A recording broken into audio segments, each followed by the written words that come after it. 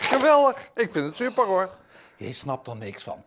20.000 euro om een zootje Amsterdammers. City marketing, hallo. Ronnie Tober, Rita Corita, Imca Marina, wat moeten we daarmee? Ja, de helft is dood, dus dat schiet niet op. Maar... Huur een hal af op het veilingterrein. Zet alle Venlonaren erin. 20.000 euro erbij en we hebben een groot feest. Ja, het is jammer dat de Venlonaren hier niet echt deelgenoot van kunnen zijn. Dat ben ik met je eens. Maar ik vind het voor de promotie van de stad, we gooien er een keer procenten tegenaan.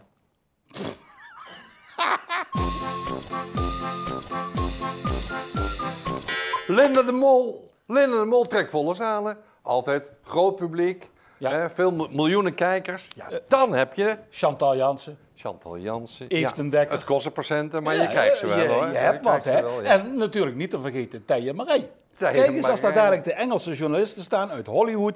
En look who's coming there, Theo en Mary. Yes. Dan hebben we een première. Een première.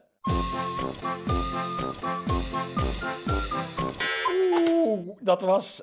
Eerlijk bekennen, Dick. Ja, ik ben aan het denken, dat was bij Homig. Die had een soos in de Boenerstraat. En dat was dansen en dat was altijd twee zusjes.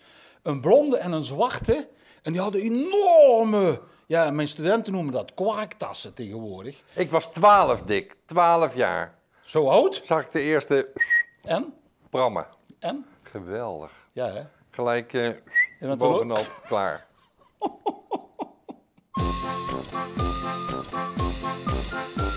Wij hebben natuurlijk giga veel talenten in het Venlose.